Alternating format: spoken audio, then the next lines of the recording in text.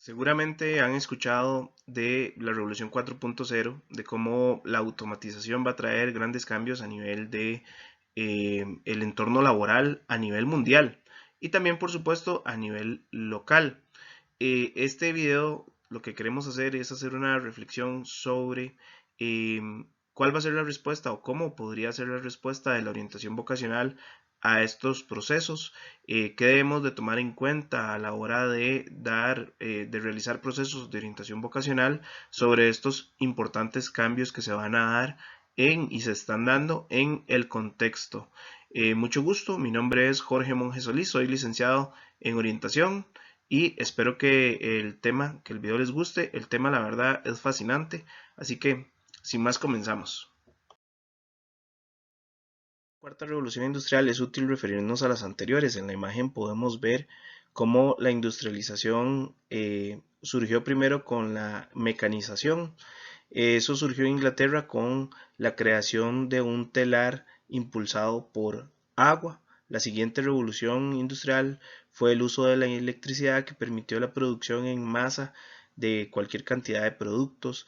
La siguiente fue la era de la informática y nosotros somos testigos de eso, ¿verdad? Vimos cómo a finales de los 90 empezamos a utilizar el Internet y luego se volvió parte de nuestra vida al punto de que hoy tal vez nos cueste coincidir mucho de lo que hacemos sin la informática y sin el Internet. Y la cuarta, que es la que nos interesa en este punto, tiene que ver con la alta conectividad de los procesos a la red. Entonces, como muchos dispositivos que antes no estaban conectados se van a conectar. Por eso se habla del Internet de las cosas, también de la forma en que se procesan los datos, en la forma en que se recopilan, de la forma en que se pueden automatizar procesos y se pueden gestionar a la distancia. Eso tiene que ver con la cuarta revolución industrial. Más adelante vamos a ver algunos ejemplos para poderlo entender un poco mejor. Cada una de esas revoluciones sobre el empleo fue muy significativo. Hace que se pierdan algunos empleos y surjan otros. Aquí hay un ejemplo. Antes de la producción en masa de los vehículos, existía una alta demanda por los servicios de los cocheros. A su vez, los cocheros requerían de los servicios de los herreros y con la aparición de los vehículos, básicamente poco a poco se fue perdiendo la demanda por los cocheros y eso llevó también a una pérdida en los empleos de los herreros, pero se crearon otros, por ejemplo, el de los mecánicos automotrices, ¿verdad? El tema es que aunque no nos parezca tan abrupto el cambio, sí tuvo que haber sido muy significativo para la vida de estas personas y sus familias. Y así suele ser cualquier cambio en cómo se pierden empleos y cómo se generan otros. El tema es que con la cuarta revolución industrial hablamos de una revolución que no tiene precedentes, sobre todo en cuanto a lo acelerado de los cambios.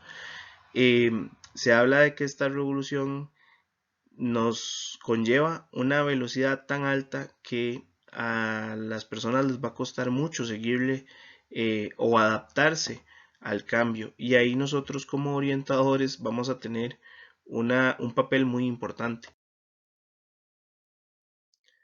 Solo para dar algunos ejemplos, por ejemplo acá de cómo esto ha ido cambiando las cosas, la tienda en línea Amazon, que es la tienda que más productos mueve a nivel mundial, eh, antes requería, para lo que era el transporte, embalaje de la mercadería, requería de la participación de muchas personas y esos procesos se han ido automatizando como se ven en las imágenes al punto de que casi no emplean personas para esta parte del trabajo. Incluso ahora se explora la posibilidad de hacer entrega de paquetes mediante drones y eso ha hecho que, bueno, la automatización hace que sea muy eficiente, pero también que cada vez se requiera menos de personas para ese tipo de ocupaciones. Hay que entender algo que es que las tareas que son más predecibles son las que son más fáciles de automatizar. Automatizar la conducción de un vehículo nos suena muy complejo, pero si lo analizamos, la conducción es algo muy predecible, son tareas realmente bastante predecibles. Eso ha hecho que sea posible la creación de vehículos autónomos como los Tesla que estamos viendo en pantalla. Abajo la imagen que se puede ver es la de un dueño o un usuario de un vehículo de estos que se volvió viral la imagen porque iba a alta velocidad el carro de manera autónoma completamente y la persona iba dormido. Por ejemplo, podemos ver también que la empresa Uber está procurando también o está estudiando la posibilidad de utilizar vehículos autónomos en el servicio. Y si eso ya ha generado un impacto a nivel mundial en el transporte público, imagínense en el impacto que generaría, por lo menos a nivel de empleo, que ya no se requiera ni siquiera de la participación de personas para la movilización de otros, ¿verdad? Un ejemplo muy interesante y que los invito a buscar en YouTube porque se van a asombrar. Es un ejemplo de algo que logró Google con una tecnología que se llama Duplex, que es que una asistente virtual se le pide que llame para reservar una cita creo que es para peluquería. Y esta asistente virtual, que es un programa, se comunica de una forma tan natural con la persona que la persona nunca se da cuenta, o la persona que contestó la llamada nunca se da cuenta que está hablando con un programa. Y logran definir la cita y sin que nunca se dieran cuenta que estaban hablando con un robot. Eso tiene una implicación muy grande si analizamos que, por ejemplo, en Costa Rica una gran cantidad de personas trabajan en call center. No quiere decir que todo se pueda automatizar, pero en la medida que se vaya perfeccionando este tipo de tecnología, una parte del proceso se podría o es susceptible de automatizarse.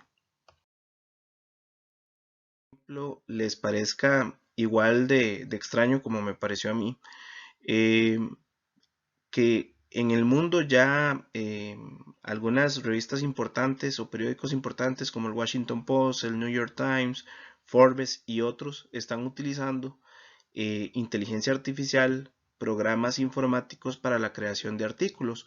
Pero si usted analiza crear un artículo muchas veces es algo predecible. Y estos se usan sobre todo para cosas que son meramente descriptivas informativas. Entonces lo que hacen los programas es buscar la información, categorizarla, presentarla con un orden lógico y ya se está utilizando para la creación de este tipo de artículos. El Washington Post anunció que con la tecnología Heliograph ha creado más de 800 artículos. Y esto se puede básicamente porque son tareas relativamente predecibles. Evidentemente, la inteligencia artificial no está creando artículos de opinión o editoriales o cosas muy complejas, pero otro tipo de artículos sí lo pueden hacer. Entonces, es interesante que una tarea tan compleja como el periodismo se pueda automatizar también en parte. Para hablar de el impacto que va a tener la revolución 4.0 en el empleo, hay que hablar de dos posibilidades. Una es de lo probable y lo otro es de lo posible. ¿Por qué de lo posible y de lo probable? Bueno, porque lo posible es si ya tenemos tecnología probada, que se sabe que se puede utilizar, tiene, que hay tareas que se pueden automatizar, entonces se puede decir que es posible eh, automatizar gran parte de los empleos, pero el tema de lo probable es cuándo se va a dar, qué tan probable es. Y ahí entran muchas variables, variables políticas, variables económicas, eh, que hacen que sea difícil definir con qué probabilidad en el tiempo se van a perder empleos o va a haber un impacto en el empleo significativo por el tema de la automatización. Básicamente por eso me quiero referir a estudios serios al respecto. Se han hecho muchos estudios, el Banco Mundial tiene estudios, el Fondo Monetario Internacional tiene estudios también. Quiero mencionarles algunos. El primero que ven en las imágenes es el informe McKinsey, la disrupción tecnológica, que lo sacó en el 2017. McKinsey es la consultora más prestigiosa y más importante en temas de empleo en el mundo, y McKinsey analizó 800 profesiones y ocupaciones que, si se utiliza tecnología que ya está probada, que ya está funcionando, no tecnología que se cree que podría generarse en el futuro, sino tecnología existente, y se aplica a estas 800 profesiones, ¿cuánto de ello se podría entonces automatizar? El otro estudio que es muy interesante, el de más abajo en las imágenes, es el futuro del empleo de Oxford. Ellos lo que hicieron fue diferente. Ellos lo que hicieron fue analizar más de 750 ocupaciones y profesiones, pero no analizaron desde la tecnología aprobada a este momento, sino que lo que analizaron era qué tan predecibles son las tareas que realizan. Y con eso lograron algunos resultados que son muy interesantes y que vamos a analizar. Por ejemplo, que dice que el 47% de los empleos podría desaparecer en un plazo de 15 a 20 años. Y ese es un dato importante. El del informe McKinsey lo que dice es que entre 110 y 140 millones de oficinistas y profesionales podrían perder el empleo para el 2025. Imagínense el impacto en la vida de las personas que eso podría tener si se llegara a dar de esa forma. Y también que para el 2030 800 millones de empleos de distinta naturaleza también se podrían perder. El del centro que ven es un libro que se llama Sálvese quien pueda, que creó Andrés Oppenheimer. Andrés Oppenheimer es periodista y lo que hizo fue investigar las fuentes de estos estudios y otros, y, y es muy interesante los datos que da. Se los recomiendo, nos sirve mucho para nuestra labor, y nos abre un poco la perspectiva sobre lo que implica si se llegaran a dar estos cambios en la era de la automatización. Para hablarles de algunos resultados en concreto, esta es una imagen del informe McKinsey. Lo que ellos lograron definir era que las actividades físicas predecibles se pueden automatizar hasta en un 81% de las actividades. Lo que es el procesamiento de datos, como el ejemplo que vimos con el periodismo, con la contabilidad y otros ejemplos, se puede automatizar hasta en un 69%. La compilación de datos también se podría automatizar hasta en un 64%, y ellos lograron determinar que un 5% de todas las profesiones son susceptibles de automatizar hasta en un 100% de sus actividades y tareas por el nivel de predecible de su naturaleza. Entonces, se podría hablar de que hay un 5% de profesiones que podrían llegar a desaparecer del todo. Pero vean qué dato más interesante, que cerca del 60% de las profesiones tienen potencial de que al menos un 30% de sus actividades se automaticen. Por ejemplo, para dar un ejemplo, la docencia, puede que a nosotros nos parezca muy extraño que la docencia se pueda automatizar, y de hecho creo que es impensable pensar que la participación humana se pueda eliminar del todo en la docencia, pero por ejemplo en el curso virtual que nos encontramos estamos automatizando una parte del proceso, y a eso se refiere. Muchos de los procesos de las diferentes profesiones se pueden ir automatizando y son susceptibles de automatización. Este es otro dato que quise rescatar, que me pareció muy importante, y es que McKinsey, de acuerdo al el tipo de actividades económicas que se desarrollan en los países y de los datos que se dispone, definieron qué porcentaje de los empleos se podían automatizar según la región. Vemos que los colores es como un mapa de calor del celeste más claro hasta el azul oscuro, en donde el azul oscuro es un porcentaje mayor al 51% de los empleos se podrían automatizar. Y si analizamos nuestra región, bueno, primero vemos que en Centroamérica no se disponen datos excepto en Costa Rica, y vemos que Costa Rica tiene un color azul oscuro, lo que quiere decir que muchos de los empleos que hay en nuestro país son susceptibles de automatizarse totalmente o en un porcentaje muy alto. Lo mismo pasa en México, lo mismo en Colombia, ¿verdad? Y países como el nuestro, que tienen mucha inversión extranjera directa, que son empresas que tienen la capacidad muchas veces de implementar estas tecnologías por su poderío económico, no es de extrañar que en efecto se puedan llegar a dar este tipo de, de cambios, que por lo menos que por lo menos el informe McKinsey está señalando que es posible que se pueda dar. Todos estos documentos lo que indican es que los niños de hoy trabajarán en empleos que aún no existen, y a nosotros eso nos puede parecer un poco extraño. Sin embargo, si lo analizamos, puse esta imagen porque los que tuvimos nuestra infancia entre los 80 y los 90, muchas personas de nuestra generación trabajan en empleos que no existían en aquel momento. Hay personas que se dedican a la creación de páginas web, a la ciberseguridad, a la minería de datos, a la gestión de redes sociales y otros empleos que en aquel momento eran impensables. Simplemente eh, no se podían, básicamente solo, lo único que se podía era imaginar al respecto. Entonces, aunque no sepamos en qué van a trabajar los niños de hoy todavía, sí sabemos que hay empleos que aún no se han creado y van a surgir con el tiempo, así como se pierden algunos, otros nuevos van a surgir.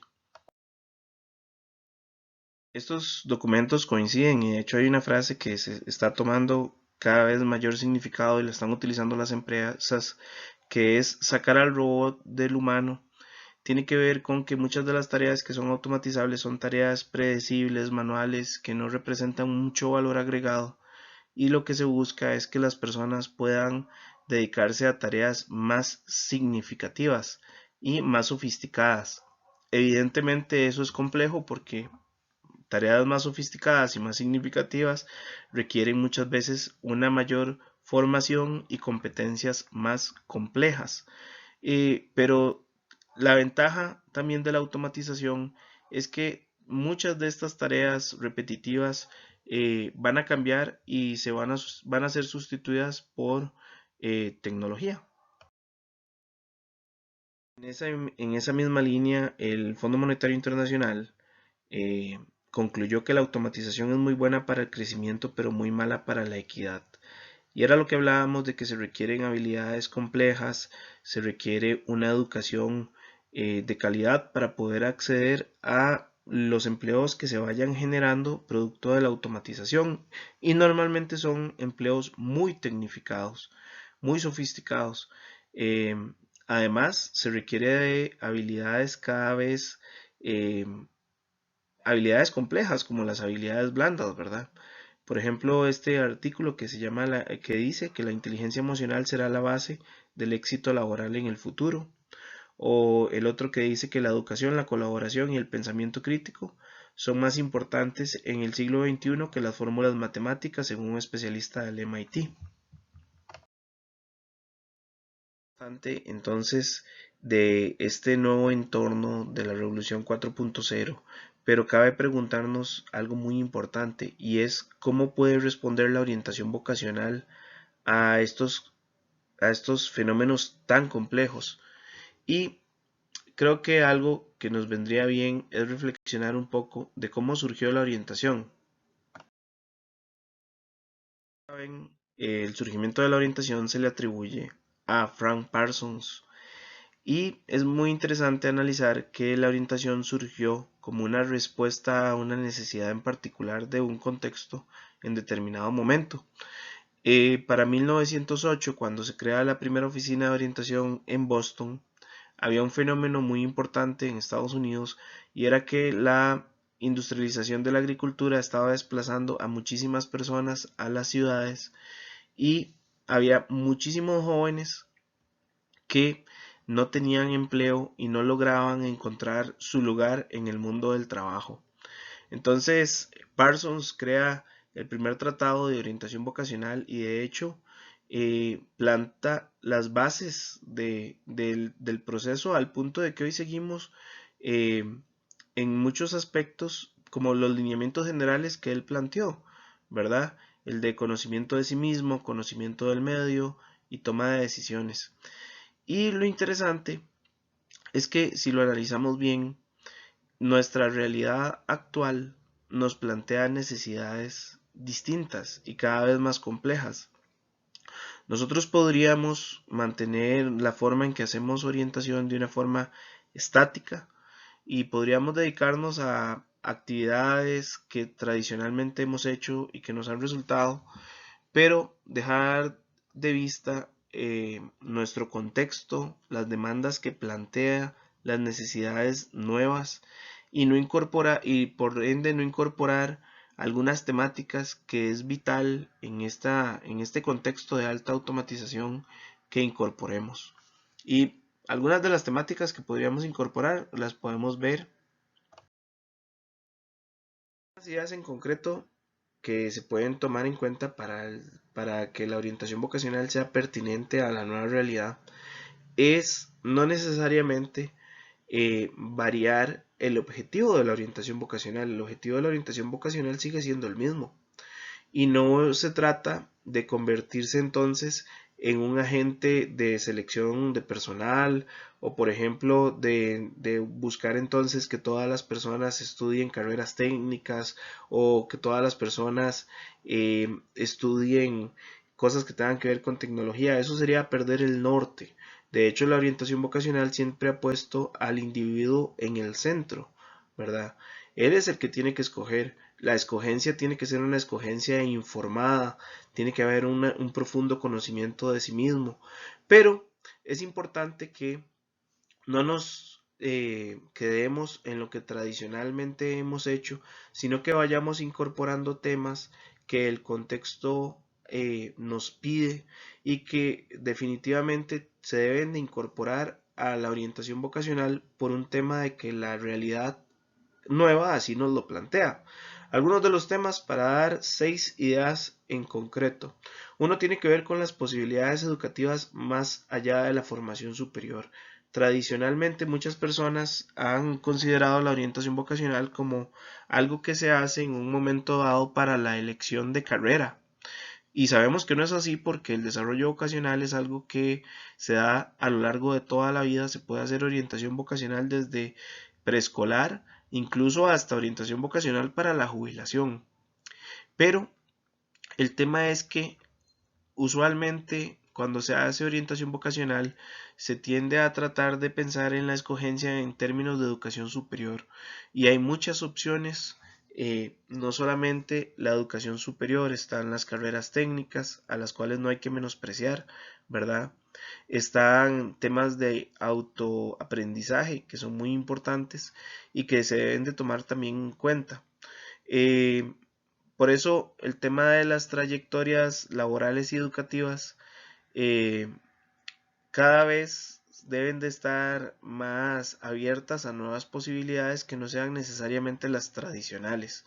Otro tema muy importante tiene que ver con el emprendimiento y el autoempleo. Eh, Muchas personas están aprovechando el hecho de que eh, la globalización y el tener acceso a la tecnología también da oportunidades de emprendimiento y autoempleo. Y tradicionalmente no ha sido un tema que se incorpore en los procesos de orientación vocacional. Y eso es algo a lo que deberíamos de prestar atención, ¿verdad? Como una posibilidad dentro de los proyectos de vida. Otro tema importante, el trabajo globalizado, vender servicios fuera del país sin necesariamente tener que salir de él. Les voy a dar un ejemplo. Un amigo mío, un amigo es ilustrador, él se ha especializado en el tema de los cómics, es muy bueno su trabajo y ha encontrado mercados mucho más grandes que el nuestro. De hecho, el mercado local de cómic es realmente muy pequeño, pero no es así a nivel global. A nivel global es una industria que mueve muchísimo dinero.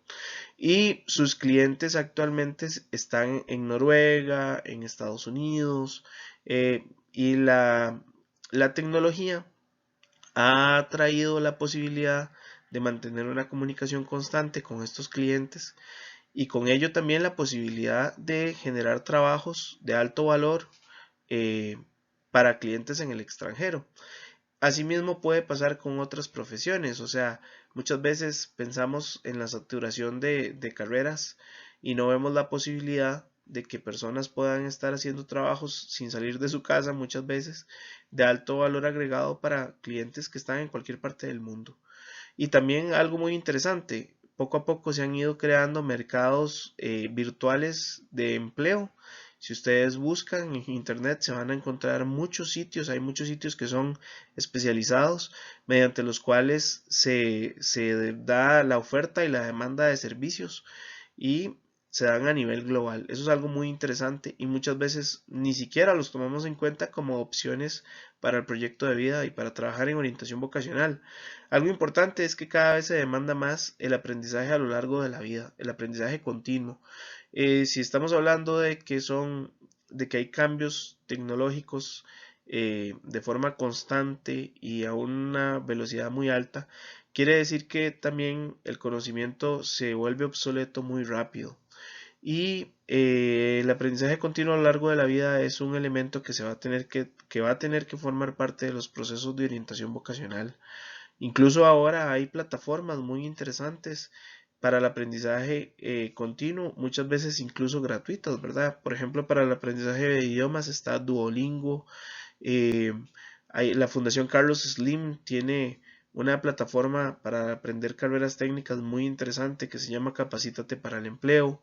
A nivel profesional, hay universidades muy prestigiosas que dan cursos, incluso gratuitos, a través de una plataforma que se llama Coursera.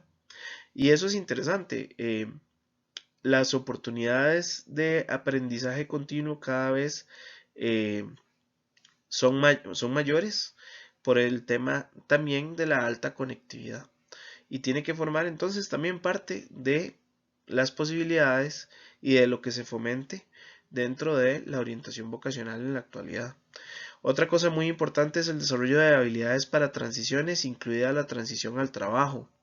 Eso no nos puede sonar necesariamente muchas veces a orientación vocacional, por un tema de que la orientación vocacional siempre la hemos centrado en el conocimiento de sí mismo, conocimiento del medio y toma de decisiones. Pero justamente si se conoce y se le da un énfasis a qué es lo que demanda el medio y eso se contrasta con lo que las personas han desarrollado de imagen de sí mismos, muchas veces se percatan de que hay habilidades, de que hay actitudes, de que hay destrezas o competencias o como llamamos muchas veces habilidades blandas que les van a facilitar esos espacios de transición, esos periodos de transición. Y eso es importante tomarlo en cuenta como una variable en los procesos de orientación vocacional. No quiere decir que los procesos de orientación vocacional tengan que centrarse necesariamente o perder el enfoque de lo que hacemos a dedicarnos exclusivamente al desarrollo o adquisición de habilidades, pero es un tema que no se debería de ignorar. Es una variable que se debería incorporar también en los procesos de orientación vocacional. Y algo muy importante es que si hay una alta incertidumbre en cuanto a los cambios que pueda traer la industrialización o la automatización, eh, deberíamos de utilizar desde nuestra labor modelos de toma de decisiones dinámicos que den lugar incluso a la casualidad como parte de la toma de decisiones. Crumbles, un autor, planteó un término muy interesante que denominó la casualidad planificada, porque él se dio cuenta que muchas veces hay eventos o situaciones fortuitas que terminan siendo muy importantes en la trayectoria o incluso determinando la trayectoria laboral o educativa de las personas. Y eso es algo que no podemos ignorar, ¿verdad? Entonces, los modelos de toma de decisiones deberían de ser modelos de toma de decisiones dinámicos. También está el modelo de toma de decisiones de Gelat, del que vamos a hablar un poquito en la siguiente diapositiva, pero básicamente son modelos que incorporan la incertidumbre y eso nos lleva al siguiente punto. Pero lo que quiero recalcar o dejar claro en esta diapositiva es que eh, no necesariamente tenemos que cambiar de forma radical la orientación vocacional por las demandas que el contexto nos plantea, sino que lo que deberíamos de hacer es darle cabida a temáticas que tradicionalmente no necesariamente han formado parte de los procesos de orientación vocacional y que podemos incorporar para ser más efectivos, más pertinentes para la realidad actual. Me gustaría cerrar con esta frase, que abracemos la incertidumbre como algo positivo, debido a que, como vimos en la presentación, los estudios citados hablan de que en un mediano plazo es probable que se pierdan muchísimos empleos a causa de la automatización. También sabemos que los cambios generan creatividad, generan el surgimiento de otras ocupaciones, y así como se van a perder trabajos, van a surgir trabajos nuevos. Entonces, si nosotros mismos desde los procesos de orientación vocacional asumimos una actitud adecuada y positiva hacia la incertidumbre, es algo que vamos a lograr transmitir a generaciones que lo requieren. Y de hecho, uno de los modelos de toma de decisiones que vamos a ver en este curso es el modelo de toma de decisiones de Gelat, que se basa en esto, se basa en el tema de la incertidumbre y cómo es necesario estar preparados para eh, las realidades cambiantes. Entonces, si nosotros mismos como profesionales en orientación tenemos una actitud positiva hacia los cambios, es algo que va a hacer que nuestros procesos sean sumamente efectivos. Básicamente esas son las ideas que quería trabajar sobre el tema. Espero haber aportado un granito de arena, por lo menos de analizar esta temática de la Revolución 4.0 desde la perspectiva de la orientación vocacional.